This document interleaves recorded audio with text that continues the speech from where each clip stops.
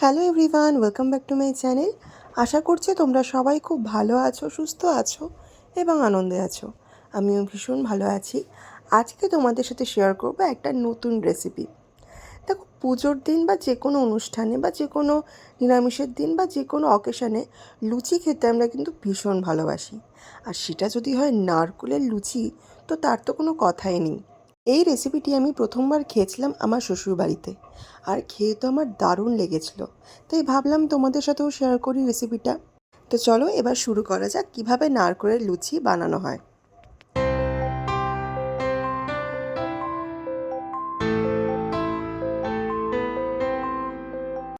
নারকেলের লুচি বানানোর জন্য প্রথমে আমি দুটো বড় সাইজের নারকেলকে কুড়ে নিয়েছিলাম।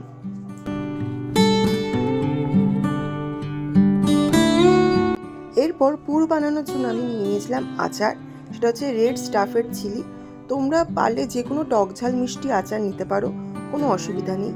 আর নিয়ে নিয়েছিলাম দুটো লঙ্কা কুচি, আর আদাটাকে নিয়ে একদম মিহি করে কুচিয়ে নিয়েছিলাম। তোমরা ঠিক এইভাবেই কিন্তু মিহি করে লঙ্কা আর আদাটাকে কুচিয়ে নেবে, যাতে আদা আর লঙ্কার স্বাদ তোমরা আলাদাভাবে পেতে পারো। আমি এখানে দুটো বড় সাইজের লঙ্কা নিয়েছিলাম। তোমরা যেরকম ঝাল খেতে পারবে সেরকম অনুযায়ী লঙ্কা নিয়ে নিও।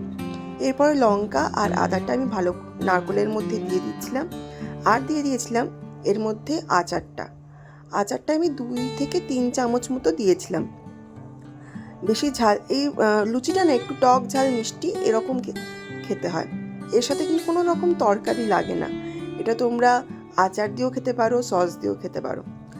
এরপরে আমি আচার, লঙ্কা, আদাটাকে ভালো করে নারকেলের সাথে মিশিয়ে নিয়েছিলাম।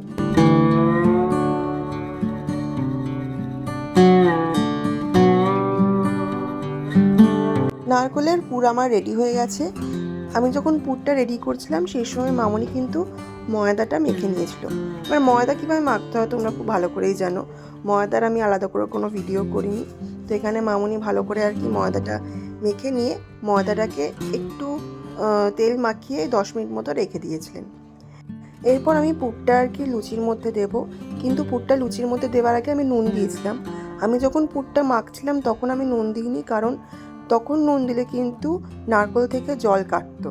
তাই জন্য আমি যখন পুরটা লুচির মধ্যে দেব তখনই আমি নুনটা দিয়েছিলাম। তো আমি এখানে লুচির জন্য লেচি আর কি বেলছিলাম। প্রথমে তোমরা যেভাবে লুচি বেলো সেরকমভাবেই লুচিটাকে বেলতে হবে।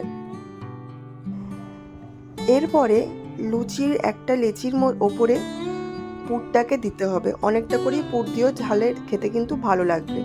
এরপরে আর একটা লেচি এনে তার ওপরে দিয়ে ভালো করে চারদিকটা বন্ধ করে দিতে হবে, যাতে কোনো দিক দিয়ে যেন পুর না বেরিয়ে যেতে পারে। সেই মতো করে তোমাদের চারদিকটা আর কি ভালো করে বন্ধ করে দিতে হবে। তো বাবা কোনো রকম কোনো জল বা কিছু নেয়নি। বাবা জাস্ট হাতে করে ডিজাইন করে করে, যেভাবে আমরা পিঠের সময় ডিজাইন করি সেরকমই ডিজাইন করে করে আর কি বাবা চারদিকটা আর কি বন্ধ করে দিচ্ছিলেন। তোমরা এভাবেও ডিজাইন করে দিতে পারো, অথবা তোমরা যদি জল দিয়ে চারপাশটা দিয়ে বন্ধ করতে চাও সেরকমও করতে পারো। কিন্তু এরকমভাবে ডিজাইন দিয়ে করলে লুচিটা দেখতে কিন্তু আরও সুন্দর হবে। এই দেখো, আমার কিন্তু 4টে লুচি ভাজার জন্য রেডি হয়ে গেছে, আর মাঝখানে কিন্তু পুরো পুর ভরা, খুব সুন্দর দেখতেও লাগছে।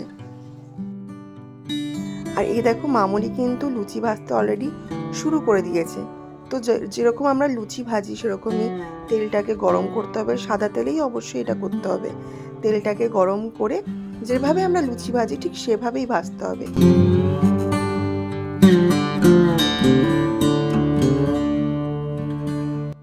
নারকেলের লুচি আমার একদম রেডি।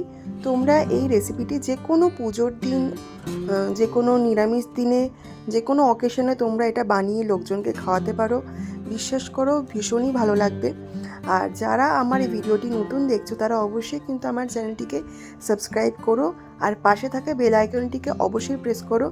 এই ভিডিওটি ভালো লেগে থাকলে অবশ্যই লাইক করো, কমেন্ট করো, শেয়ার করো। আবার দেখা হবে নেক্সট কোনো ব্লগে অথবা নেক্সট কোনো রান্নার রেসিপি নিয়ে। তো টাটা, গুড নাইট।